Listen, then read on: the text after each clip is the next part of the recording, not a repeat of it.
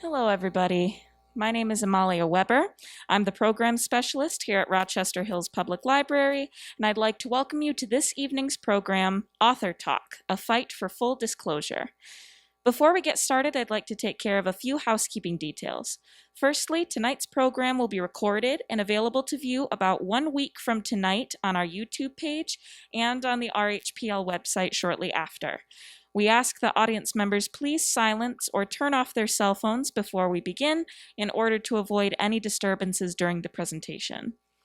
Our next program is Health Talk, Sugar Blues, which will be an in-person event on Thursday, January 19th at 7 p.m. You can sign up for that at calendar.rhpl.org.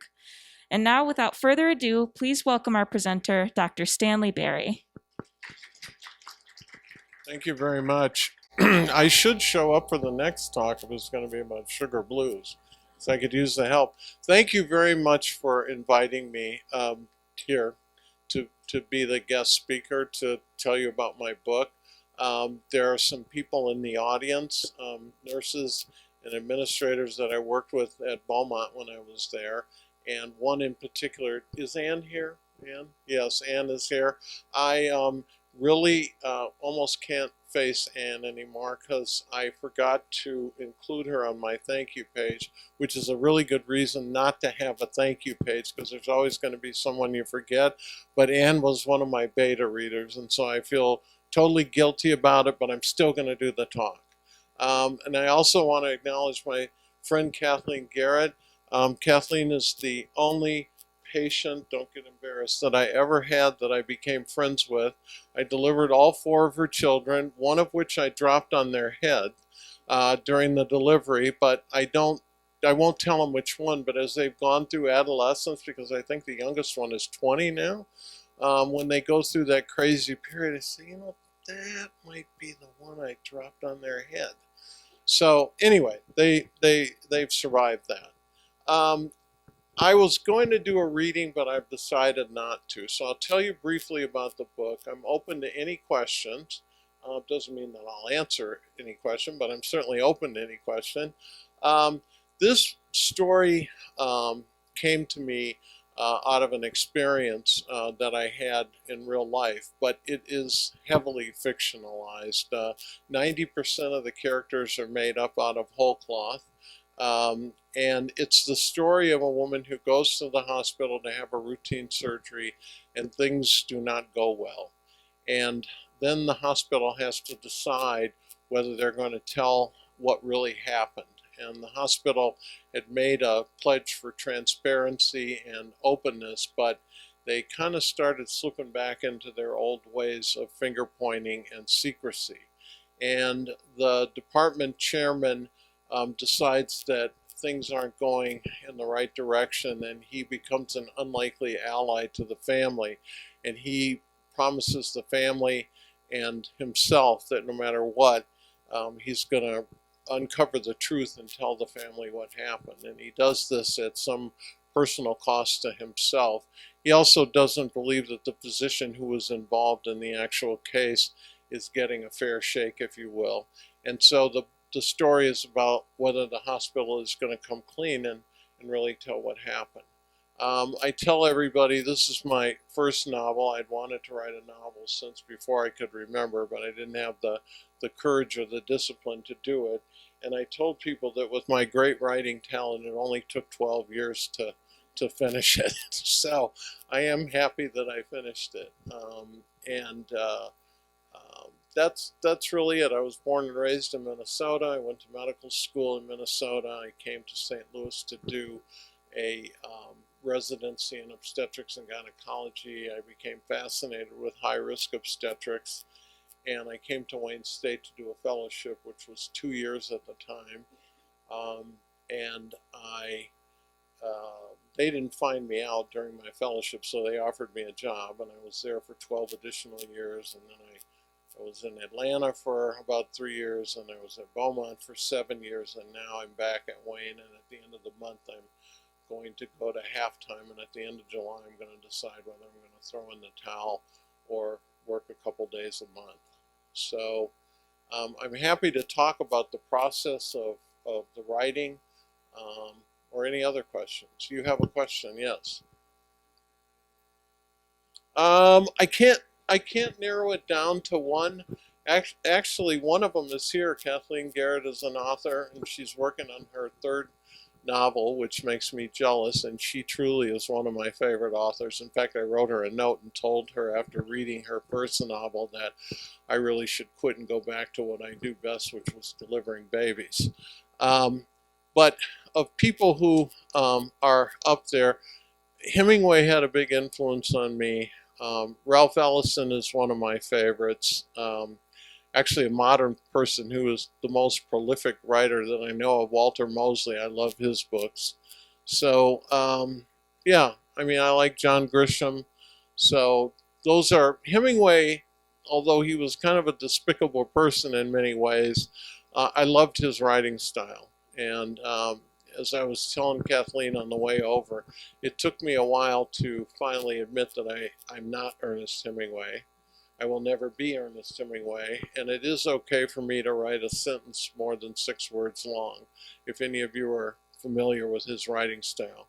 But he did influence me, so yes. Anyone else, just holler it out. Okay, guess we're done. Yeah. Yes.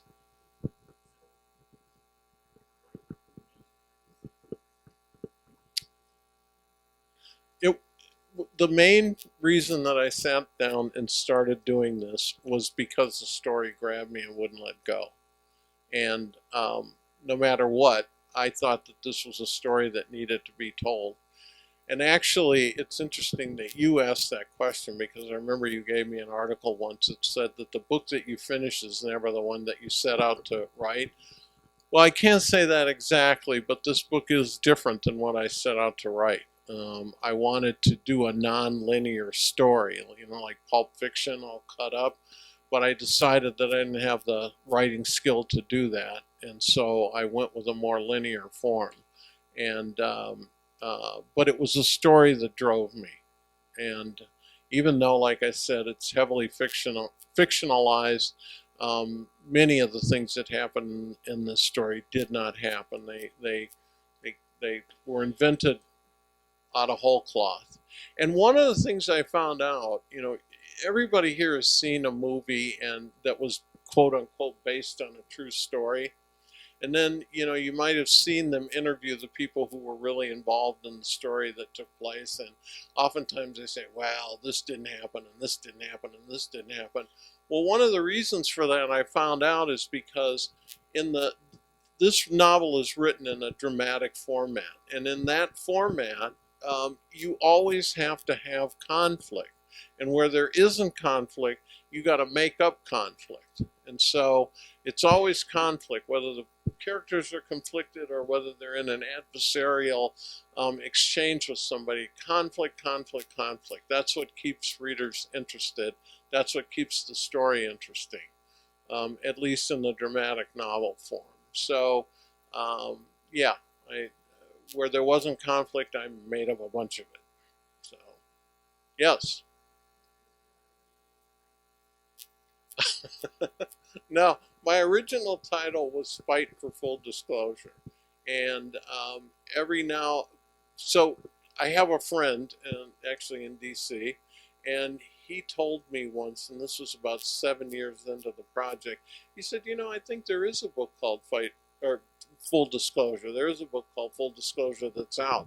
So I went on the internet, and sure enough, there was a book on the internet called Full Disclosure, and it was about an internal affairs investigation from a police department. So I was walking every morning at the time, and it probably took me 2 weeks to come up with, because I didn't want to lose that part of the title, to come up with a fight for full disclosure. Well, when this publisher agreed to publish my book, he wanted to cut the title to Fight for Full Disclosure, but I really said, no, I don't want that, because and by that time I knew there were several books called Full Disclosure. So he graciously agreed, okay, fine, it's your book, you can have it whatever you want to call it.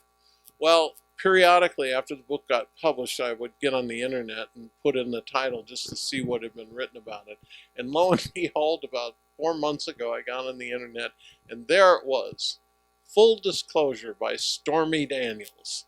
And I was so happy that I stuck to my guns. So, yeah. Anyway, no. Yes.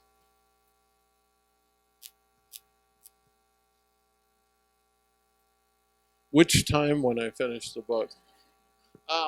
And that's kind of a joke, but it's really true. It's not writing; it's rewriting. So, what had happened was that I finished the final book, and I found a publisher, because most publishers will not accept an unsolicited manuscript. You have to have an agent to do that, and that's a whole nother struggle. But I'd heard the story on National Public Radio about this medical publisher that also published fiction.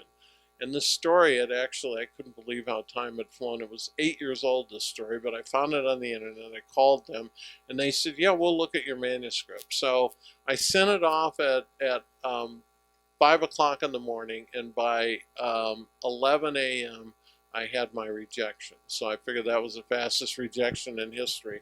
And I figured that I was going to collect my 25, rejections and then publish it myself. So the bottom line is that that was after the first, finishing of the book.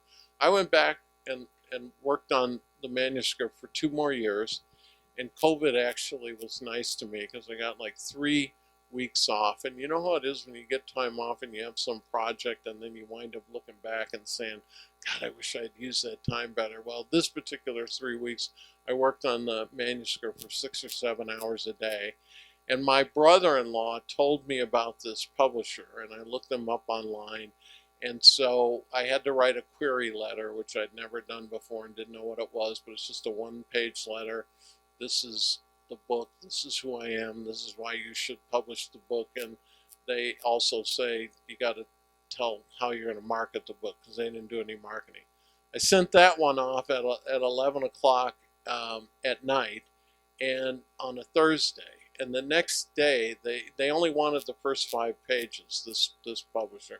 The next day, they sent me an email saying they wanted the whole manuscript. And I would not let myself believe that, oh God, it's there. But Monday, they wrote me back and said, we want to publish your book. And I'm still pinching myself over it, because I know that just doesn't happen very often. So I guess the shorter answer to your question is, I guess from the time I finished it, it was probably a couple of years, depending on when you want to figure finished.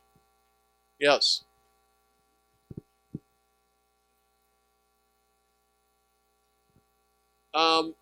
I was really thrilled because this company said that they would edit the book. As it turned out, it was only copy editing. So in other words, they were making sure that the periods and commas were inside the quotation marks. They didn't do the kind of editing. They did make one big criticism of the book, but in order for me, and I did think that their criticism was valid, but in order to incorporate that criticism, it would have meant rewriting the whole book, and the publisher actually was satisfied with it. So one of the things that I had to do, Kurt Vonnegut, Kurt, I heard a lecture that he gave online once, and he said, don't use semicolons, because all that does is tell people you went to college. So I had to go back through the manuscript and take all the semicolons out, because I don't write with them. So I didn't have that kind of editing process that I wanted. Hopefully one day I will. I did go to I went to a number of workshops, writing workshops, and that certainly helped the process. If any of you are interested in writing, the University of Iowa has probably the premier writing school in the world. And in the summer, they run a summer writing festival for 2 weeks. And so you can either take a weekend seminar, which I did, or you can take a week-long course, which I did in two different years. But there are others, and some of the local ones are excellent. Because I took a local workshop through Spring Fed Arts, and it was absolutely excellent. So, yes.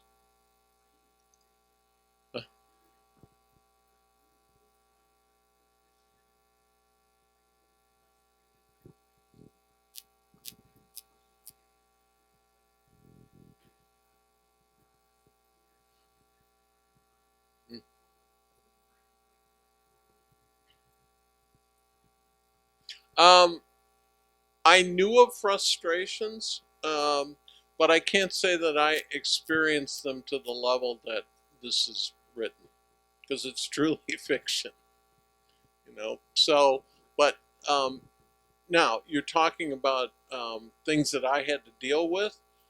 At in my position, I was a chairman at Beaumont for 7 years, and I did have to deal with patients who were dissatisfied with the treatment that they got, and I did have to deal with some patients who died, and I had to talk to families about it, and all of that, you know, came into my experience when I was writing it, either consciously or subconsciously. I guess since I'm talking about it, it's conscious.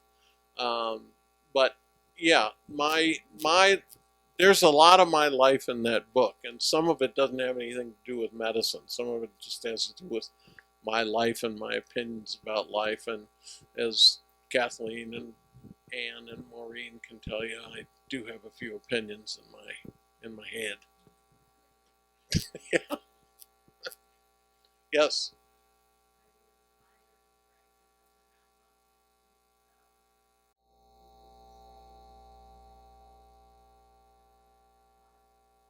Um, I am inspired to write another novel, and my process, and I was laughing about this with Kathleen because I'm not sure that I can rightfully say I have a process, only the second time around.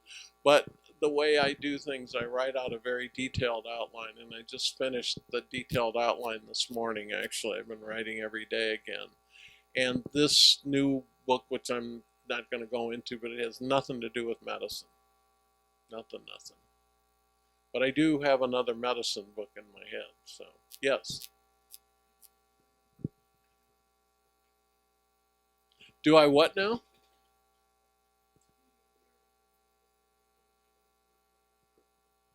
Oh, that's an interesting question. Do my heroes agree with me? Yeah, otherwise they wouldn't be my heroes.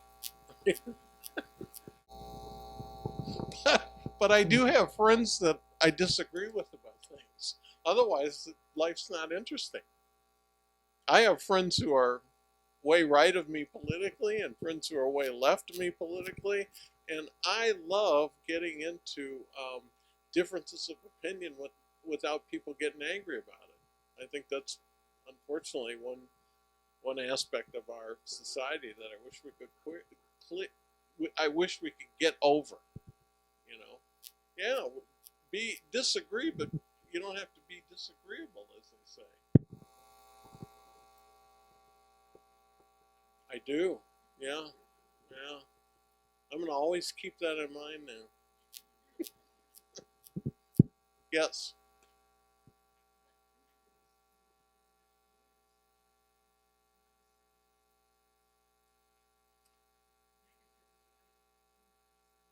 Yeah. I wish I wish you wouldn't ask me that question in front of medical people because they're gonna go and tell what I say. But I do not think that all attorney influence on medicine has been bad. And before I answer your question, which I'm going to do, um, I spent some time in Afghanistan, and only when I say some time, it was only like 10 days. So I came back here, and I was at the Capitol Grill at the bar having a drink on a Friday night, and I, struck up a conversation with the guy next to me. And he said, "What do you do?" And I said, "Well, I'm a physician." I said, "What do you do?" "I'm a plaintiff's attorney." And he kind of backed away. I said, "No." I said, "You don't have to back away." I just came back from Kabul, and at the hospital that I was at, and this did not happen when I was there, um, the husband of one of the patients was unhappy with her care, and he showed up with a AK-47. I'd much prefer the attorney. I really would. So, in answer to your question, I think that there is a lot of there are a lot of allegations of malpractice that don't hold merit, but I also think that having to face the malpractice crisis and the constant scrutiny has made us better. If nothing else, it's made many of us better about documenting. It's also made us better about explaining things to patients. I still work with residents and fellows like every week, and one of the things that I try to express to them is you have to tell the patient what the real risk is. And that's, I didn't come about that, the day I was born.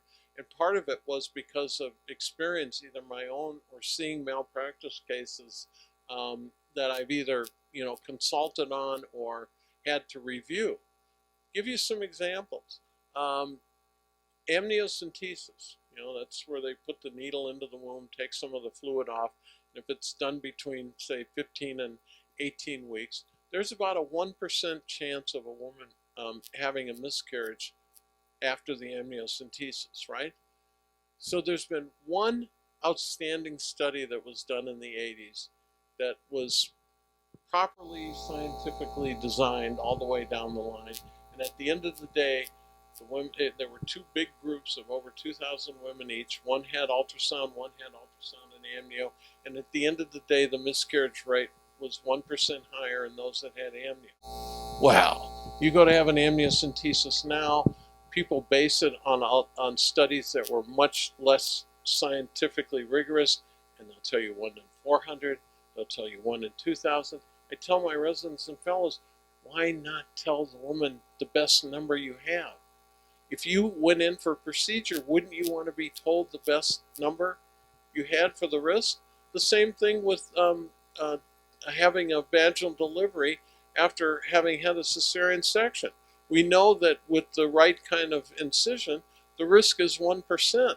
And what is the risk? I mean, the risk can be catastrophic, and you need to explain that. And I think that the malpractice environment has driven us to be more forthright with patients about risks. And I think it's driven us to be more conscientious about writing. And I think it's driven us to potentially take less chances and tolerate sloppy medicine on the part of our colleagues a bit less, but we still have a long way to go. Yes?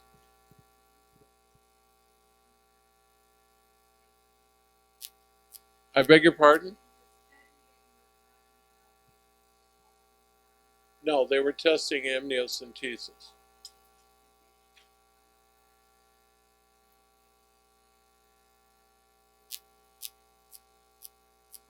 Mm-hmm.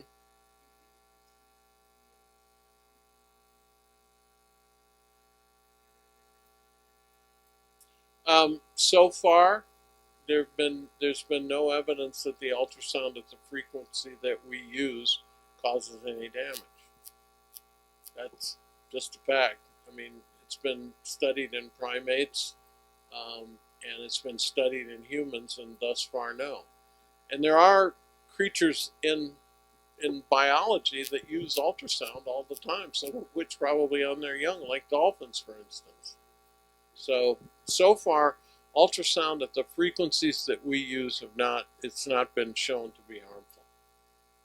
So, yes. This is like an auction, if you move here. And, I'll take your bid. Anyone? Yes?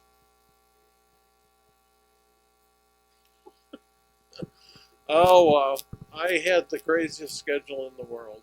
I would try to be in bed by 7:30 so that I could be up by 2:30.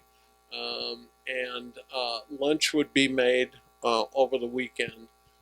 Then I would get out and walk my 2 miles, and I would get for a big part of the time, part of my most disciplined time, I was working downtown at an insurance agency. So I'd board the bus by like 20 to 6. I would be sitting at my office at 6:30. I would have an hour and a half to write, and that's what I did. And I got more done when I was busy. You know, they say if you have something you need done, give it to a busy person. I got more done Monday through Friday than I got done on the weekends. Now that's not quite the case, but yeah.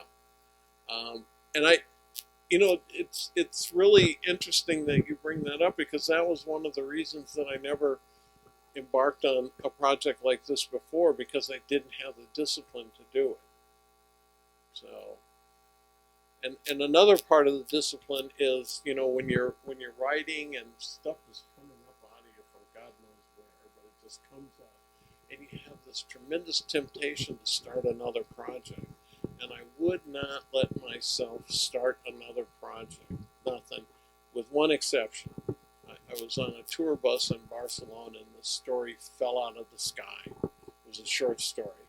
So I went to a sidewalk cafe, and 5 beers later, I had it basically written. But that was the only deviation in the 12 years. So, I mean, I think that's the best answer I can give.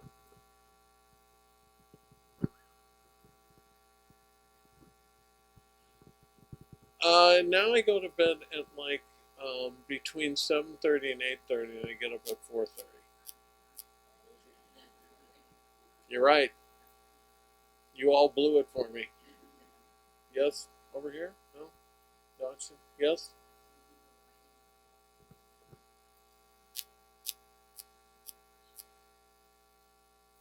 The names have been changed to protect the guilty. Yeah. You know, there's one of the characters, because most of the characters are made up out of complete whole cloth. They really are. But of the 10% that aren't, one of the people who really had a place in the book, I was really afraid for this person to read the story. And the person came back and said, "Man, you made me into a hero." So I said, "Sure." The other people, their backgrounds are so changed, and their names are changed. And the one other person who could be very angry at me, he doesn't like me, and so the minute he saw my name on the book, he wouldn't read it anyway. So I'm not worried about that. But you know, to fully answer your question, I found out you can buy insurance. I could have bought insurance against that very thing. And the publisher, unfortunately, they make you indemnify them. In other words, I signed a contract, which I had a lawyer, go over. But you sign a contract saying that if you're sued, you're covering the indemnity of the publisher. So they were well disguised. Yeah, yeah, yes. That's a great question. Um, the challenge for me, I want to write dialogue like I hear people talk. So, if my neighbors were around, for a lot of that, they'd think I'm crazy because I read out loud. And I read not only the dialogue out loud, but particularly the dialogue. I want the dialogue to sound like people really talk, People, a lot of, most people don't say, "I'm going to go to," they say, "I'm going to go." Most people don't say, "I'm going," I'm working so hard. They say, "I'm working hard." So I want my dialogue to sound like I believe people talk. And so that's my challenge. And I go over back and forth over the dialogue and change things. So,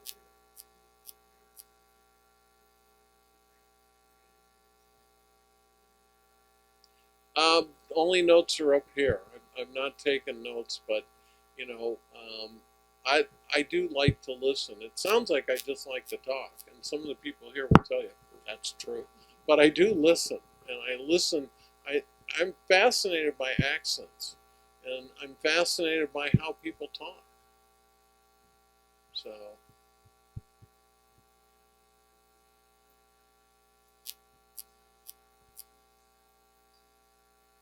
hmm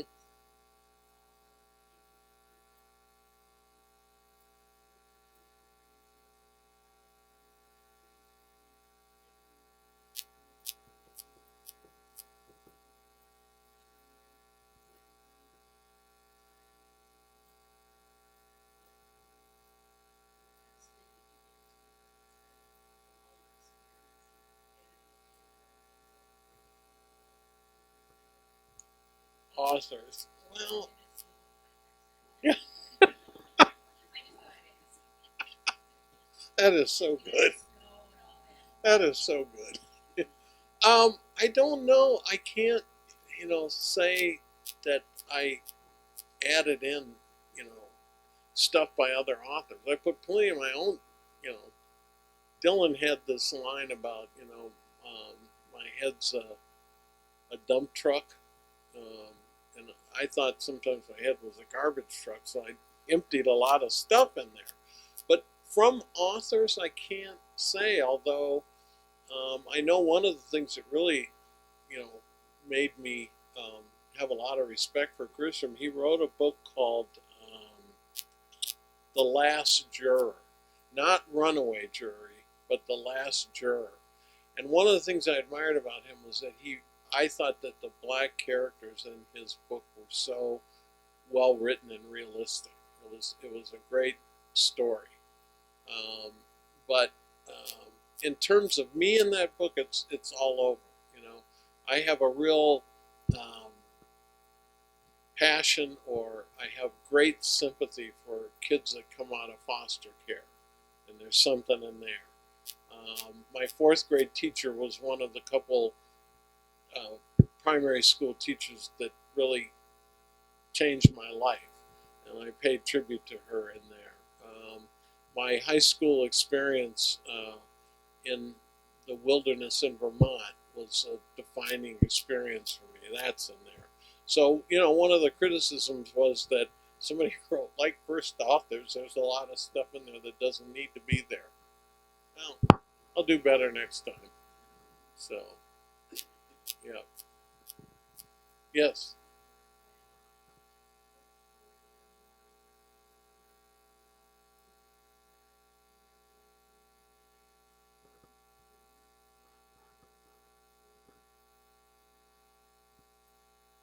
I didn't say it was a good short story. I just said it was a short story. But to your point, this reminds me of something that is attributed to Woodrow Wilson. He was, a Princeton professor, and he was known for giving these speeches that were like a half hour long, and they were just so tightly constructed and just very well done, and got all his ideas out. And so somebody asked him once, he said, "How long does it take you to write a speech like that?" And he says, "Oh, about 3 or 4 months." And they said, "Well, what if you were going to write a speech and you had a whole hour to give it?" And he said, "Well, I could probably do that in a month or two."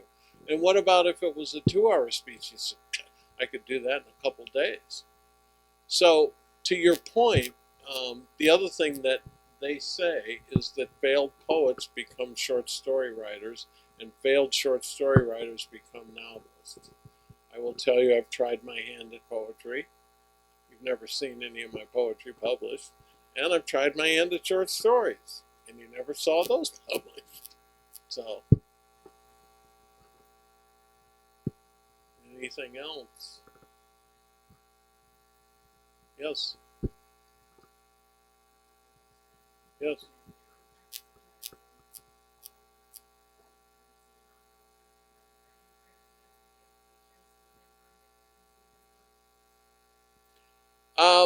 I think that the not enough. That's the simple answer, because I've run into this again, and hospitals are resistant to doing it. And what's been written is that, and certainly this has been my personal experience.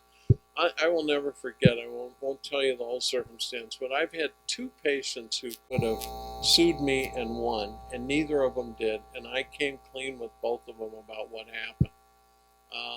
But hospitals, for the most part, I have to say, aren't embracing this. In fact, they're fighting against it.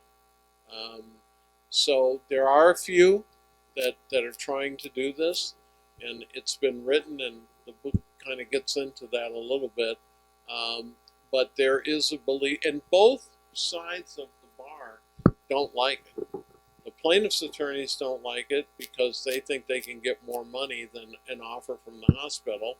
And the defense bar doesn't like it because they think that they can get the amount down by, litigating and or threatening to go to trial. So it's not, in my experience, there are not enough hospitals and physicians that are willing to come clean about mistakes. So,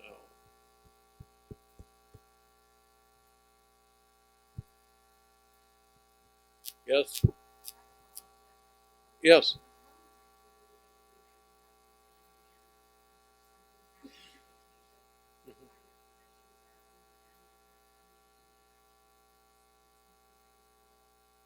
Maybe. I can't answer that. You remind me that, obstetricians are probably the most prone to be videoed by patients for obvious reasons. People want to have video of their child being born. And there was a complete outcry among obstetricians about it. I always welcomed it, and I would tell, the hospital policy was no videos, and I tell people, I don't want to see the camera, but do what you got to do. So physicians were totally paranoid about being sued, about somebody taking a video and blah blah blah. Well, the first case that went to court in the nation, where the family showed a video, the physician and the hospital were vindicated. So my fellowship director, his name was Sid Bottoms, rest in peace. He used to teach us the best defense against malpractice is always practice good medicine. So I've never had that, and that's not to say that all the medicine I practiced was good. I hope most of it was, but I've not had that fear. So in terms of a man in the room, potentially, I don't know how that would go though for some procedures. I don't. I guess you could have a designated person, man or woman, who you could designate to stay in the room. I don't know how that would work. And whoever did it would probably charge your eyeballs out if it was somebody who knew what was going on, who had expertise in that area. So I don't know. It makes sense. You should get a person like that. If you ever build a house or any structure, you should get somebody to go keep up with the construction company. I can tell you about that afterwards. Does somebody back here have a question? No?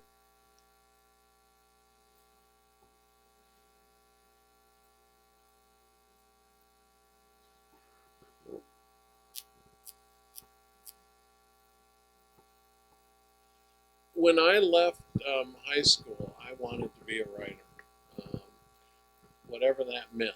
And then when I got to college, I was one of the most undisciplined college students you're ever going to meet.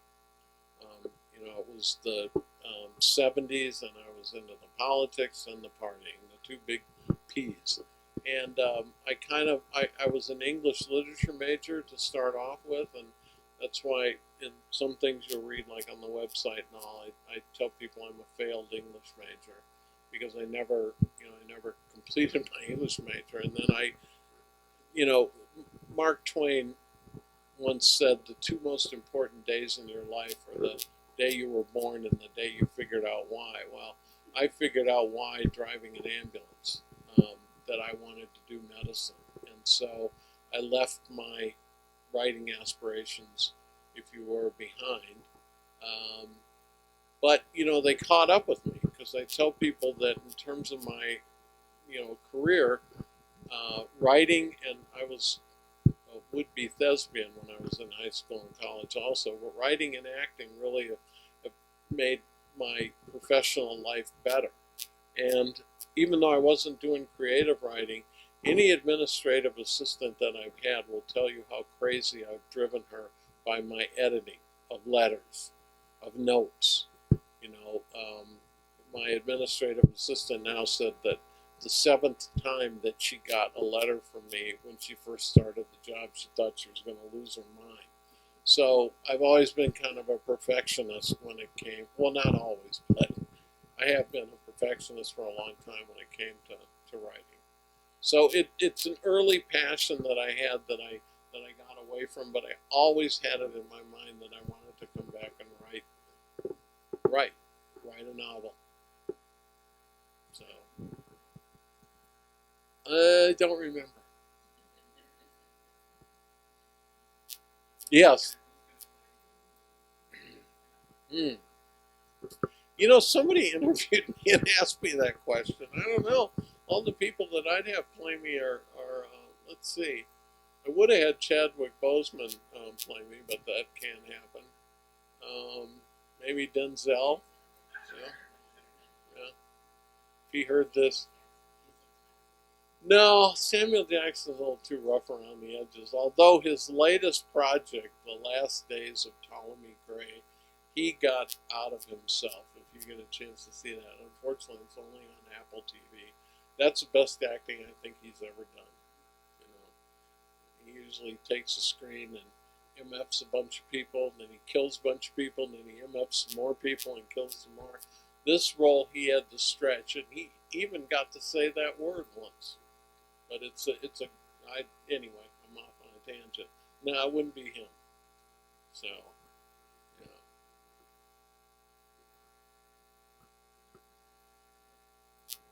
I'm on it. Oh, well, I did one talk up in Minneapolis, and let's see, have I done anything else? I don't know. I might go out to LA and try to do a bookstore talk in the LA area, and then do one up in San Francisco.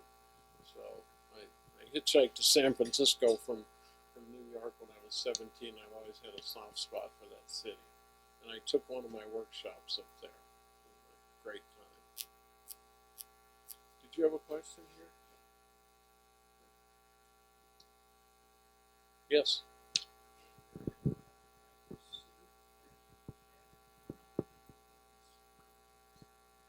I have been named in malpractice suits, and I've been dropped from every one that I had. Knock on wood, because it ain't over till it's over. Um, how did it influence me? When you first get named in a lawsuit, you get depressed, and you question yourself, and you get angry, and you go through, probably the 7 stages of grief that you go through. And it's tough for physicians getting named in malpractice suits. But thank God I've never had any money paid out under me. That's one of the metrics that people use for malpractice suits. But yeah, and I told you, I did fess up and tell you that there are at least 2 that I know of where people could have sued and probably been very successful. And I'll tell you, for one of those in particular, that was one of the toughest things I did, was to sit down with the family, look them in the eye, and tell them what happened. So, has it changed me? Um, yes, it has. I've always, and that goes back to, when did you first want to be a writer? Well, some of my medical notes are, this long, but that's what you need. You need documentation, because if you didn't write it, it didn't happen. But I have not been one to order a million tests to protect myself, and I'm always driving my residents and fellows crazy, because they order needless amounts of tests that don't improve patient care. And there is a downside to getting too many tests. You find out things that you can't do anything about, and then patients get worried, and that's not the answer. So I hope I answered that. Yes?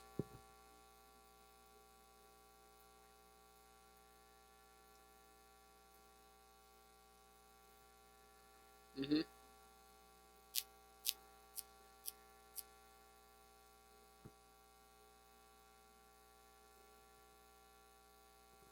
No, not in my experience. No, we do use some computer programs, but to give you an example, if a woman had a cesarean section, there's an online program you can plug in her factors, her weight, her height, the reason she had the C-section, and you can give her the odds that she will be able to successfully deliver naturally the second time around. So, you know, that program is available. There are some others. Yes, because there was nothing else. I actually became an emergency paramedic back in the 70s when I got this job as an ambulance driver. And what had happened was I read Ernest Hemingway's A Farewell to Arms, and if any of you are familiar with that book, the protagonist was an ambulance driver in World War I. And I literally put that book down and picked up. This is how impulsive I was. I picked up the phone and called the Hennepin County Medical Center, because I'd seen their ambulances around, and asked them if they had any openings for ambulance drivers. And they were getting ready to hire 3 people, so I went down, took the test, got the job. It took 80 hours to become an emergency medical technician back in 75. And Claire, how long did she do the EMT thing for now? Yeah, I mean, it's months now, like 6 months. So 2 weeks I'm on the street, and then there were no paramedic courses. So that, the hospital had its own course, which was 6 more months, 3 days a week to learn to push drugs, interpret EKGs, all of that stuff. So I discovered, my passion there, but I started to get disillusioned with emergency medicine. Before I took that job, I loved drunks. They beg for money, you give them money, they tell you a story. That job, I got to really despise drunks. And I saw people who had done it for a career, and their view of society was quite jaded. And I didn't want to be that guy. So when I finally decided to try to get into medical school, and when I did get into medical school, I didn't know what I wanted to do, but the one thing I knew I was not going to do was emergency medicine. So I went through all of my clerkships. Internal medicine, it was interesting intellectually, but they didn't seem to do anything. And I had this big deal. I wanted to be able to do something with my hands. General surgery, I loved the hand thing, but you were always there after the fact. There wasn't a lot of preventative medicine, and you didn't get to follow your patients for long periods of time.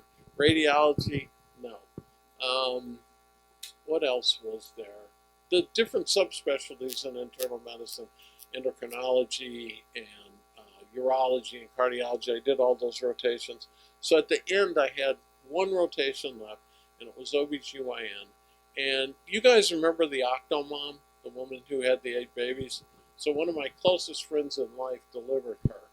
And this is before he finished his residency, but I remember talking to him because he was 4 years ahead of me.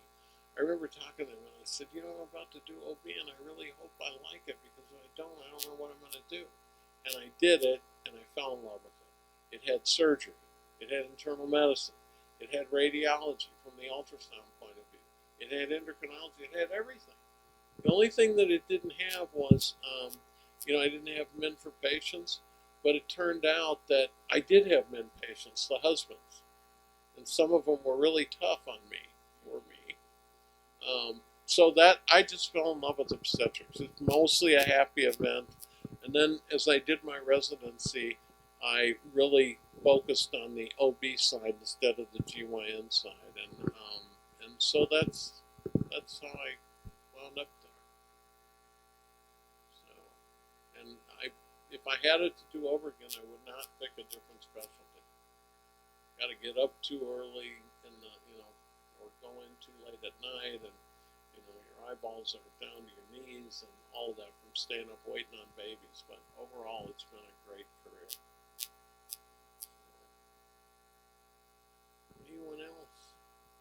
Just holler out.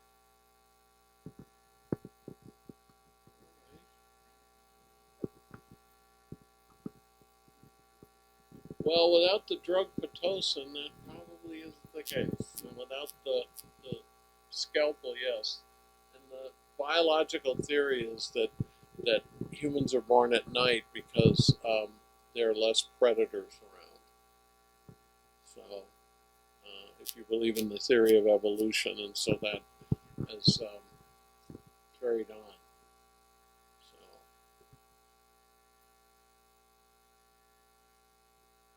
yes.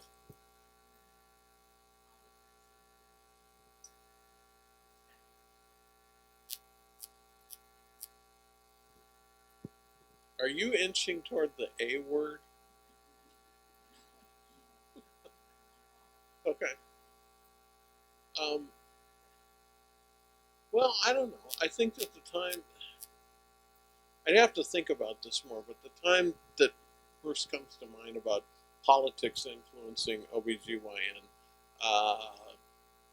couple things. Number one, when the it was a national movement to automatically insure any woman who was pregnant, that was a good thing.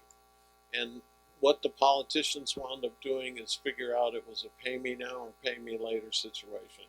If you pay for prenatal care, you lower the risk of pregnancy, and it's cheaper to pay for prenatal care than to have a preemie in the nursery for 8 weeks. So that's one influence that was good. And to this day, not enough women take advantage of it. The vast majority do, but still there are people who don't show up for prenatal care because for whatever reason they don't think that they can get it. So that was good.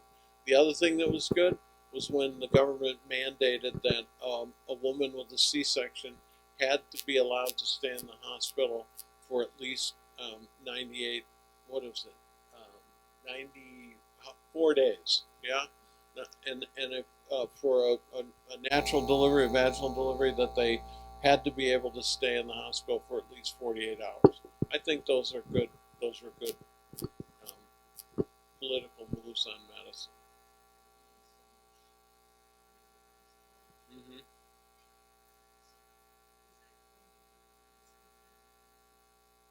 Not that I know of. No, I mean, misoprostol, as you well know, can also be used as an abortifacient, and so there may be some moves to restrict it in other places, but that's not the only use for it. It's also used to induce labor in women who really do need their labor induced. But we probably induce labor much more than we should. I don't have an argument with that. There was a documentary. My daughter, who's not a physician, she's a business person, called "The Business of Being Born," and it took some swipes at OBGYNs, but we do intervene too often. But part of that's driven by convenience, but a big part of it's driven by the fear of malpractice. And as far as fetal heart rate strips, I constantly tell my residents and fellows the ability to interpret those things is miserable overall in the U.S., and they cause more C-sections than there ought to be. So, yes.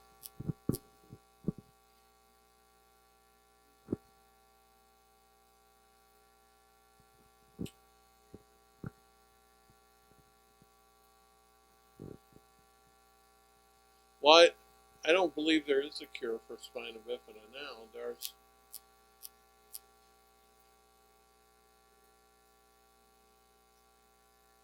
right. I mean, there's prevention by using folic acid properly, and that prevents a lot of spina bifida. And there's in utero surgery, but in terms of curing it or preventing it totally, no.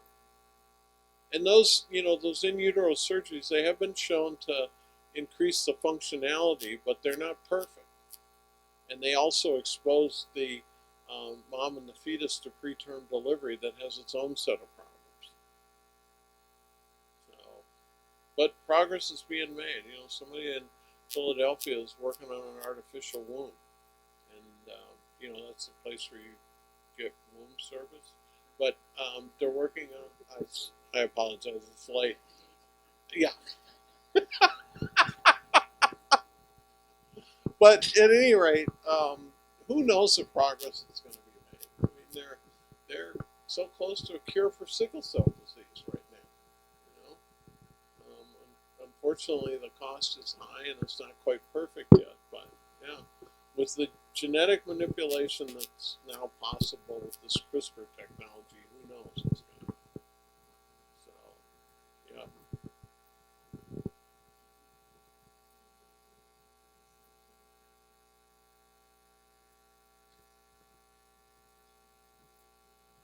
I did.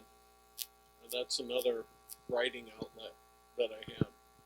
So I have and I was trying to con the publisher. Well, I've never written anything, I've never published anything creative, but I do have this long CV of academic papers. Would you please? I don't know if you paid any attention to that or not, but yeah, I was very involved in the research. I still am, but not to the extent that I was. And most of my research was centered on prenatal diagnosis and on preterm labor. And we there is a entity at Wayne State called the Perinatology Research Branch, and it's been in Detroit for 30 years, and it will be closed by the end of January. And that, and I was a part of that. And the branch has published over 1,000 publications in the 30 years it's been. It has led to some interventions that decrease the risk of premature birth. We were the first ones to describe, and I actually had a hand in this. I wasn't so much involved in the preterm birth prevention, but I actually had a hand in the description of the fetal inflammatory syndrome, which was a real landmark discovery. So it's sad that it's leaving, but it is. Funding, the NIH just decided that it had been here long enough, and they decided that they wanted to move it. So, to Bethesda. Yeah. Did you have a question over here? Yes.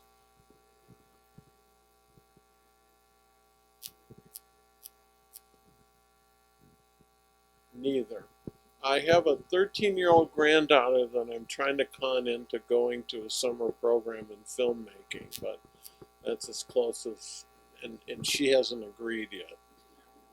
So, and as for my my two daughters, because my first wife was a physician as well, we never pushed them to go into medicine, ever.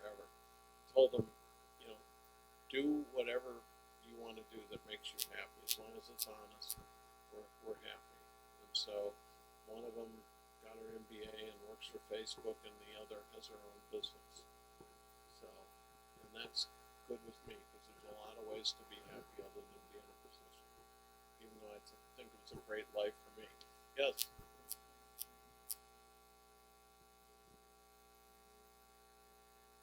Mm-hmm. Oh, the NIH decided to close it, of health, yes. We were a branch of the NICHD, the National Institute for Child Health and Human Development.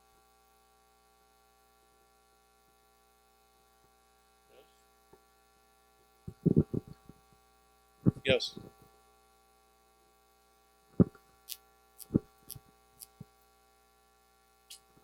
Guy's got to follow his passions once in a while. I mean, research was a passion for me at some point, but part of the reason was in the course of my research career, I did pretty well.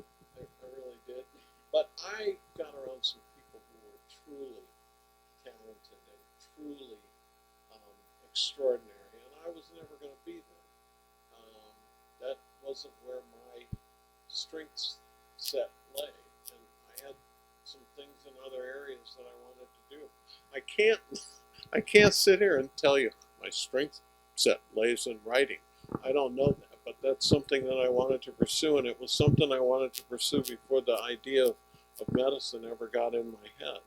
So I did, and I read voraciously when I was in college, and I'm going to be going to half-time at the end of the month, and that's one of the things I'm looking forward to doing is reading more and writing more.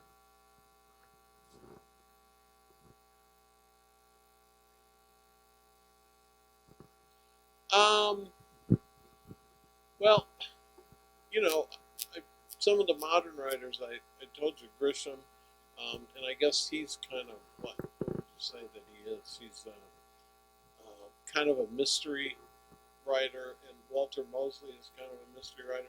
So I like that genre, but you know, there are other genres I like too. I like literary works of fiction, and I still feel so sophisticated to be able to sit up here and say literary. Because a couple of years ago, I didn't know the difference. I didn't know what a literary novel was, you know, and I'll share this that what I learned was that literary works of fiction in general concentrate more on character than they do on plot, whereas genre concentrates more on plot. But there's a mixing of the two. So I'm reading a novel right now called All the Light You Cannot See. I don't know if any of you read that. And sometimes it takes me a long time. It took me forever to get through the Cider House Rules. And that was about a guy that, you know, did abortions and delivered babies. But it took forever to get through it, but I did. So, yeah, I like a variety of fiction. And, you know, one of the other sayings that I love is that people who write fiction use lies to tell the truth. And so I'm trying to become a better liar. Yes.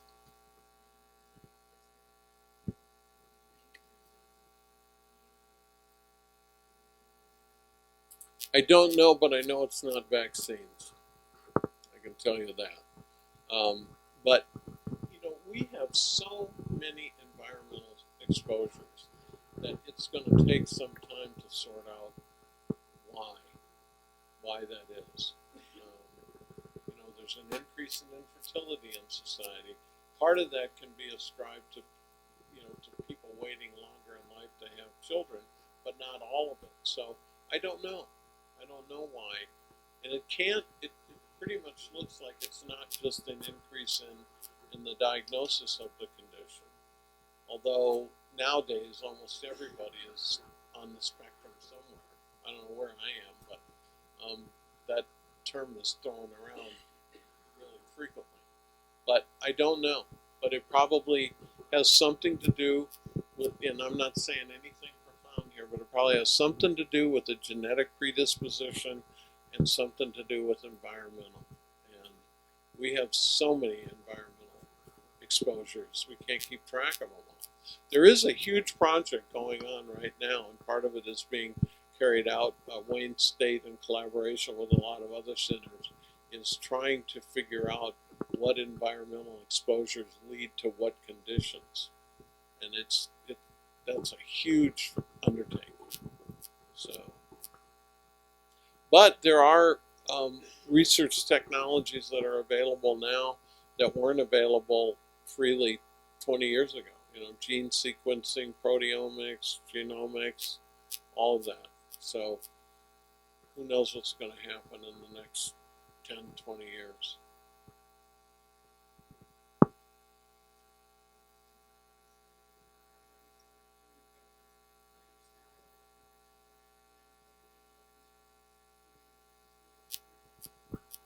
Original what? That I could do it. That I actually could sit down and do it. And that, you know, some of the scenes in that book, I just had the most fun writing. You know, there's kind of a love scene, you know, that I wrote, and there was a conversation between two people at 4 in the morning that I just really loved writing. So there were different parts of this book that I had fun writing, and then there were other parts that I'm really proud of because I kept working on it, working on it, working on it. And when I go back and read it now, and you know the book's been out almost a year and a half now. When I go back and read it now, I'm still happy with those sections.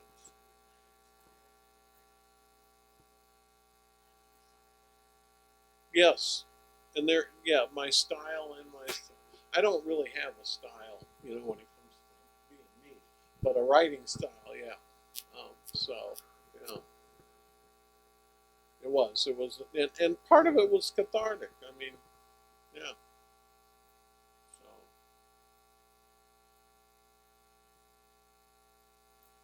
well, beg pardon? Oh yes, go ahead.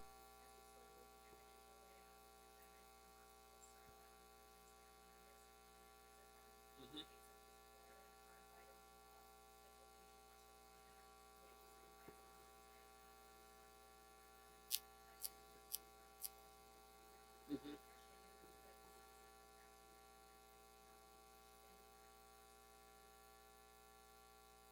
I don't know. And the reason I say that I don't know is because, um, the COVID that we're facing now is not the COVID that we were facing in late 2019. So, what happens when a new pandemic occurs and we have no idea about the the microbe that we're dealing with? It may be more deadly and more contagious.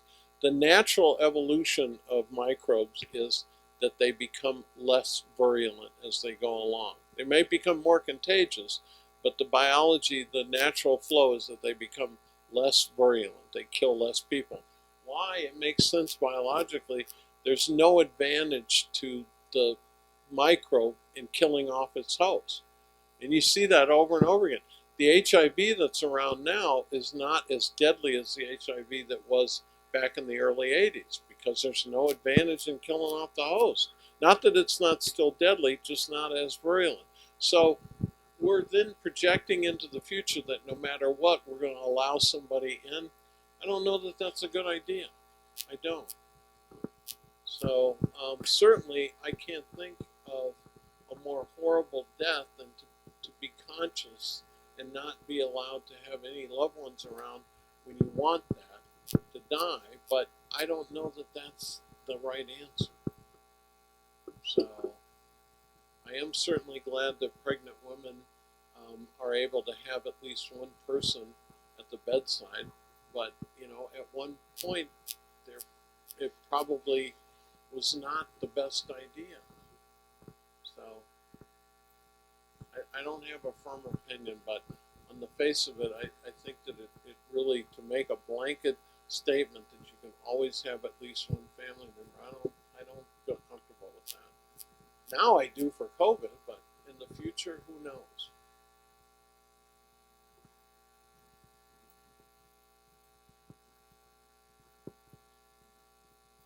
Hmm.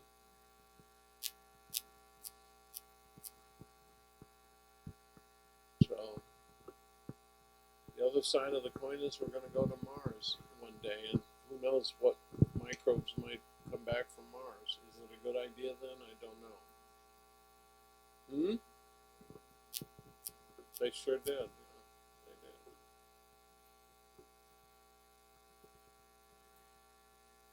No, I have not. Have you? Oh, yeah. I met Walter Mosley. At least I interacted with him, and that was a kick because I really do like his writing. I'm trying to think of other authors. I don't know that I have read any. Um, so, yeah, I did call his agent once because he wrote a book that was medically inaccurate, and she was polite, but she didn't really want to hear what I had to say. So, well, thank you. Yeah, yeah.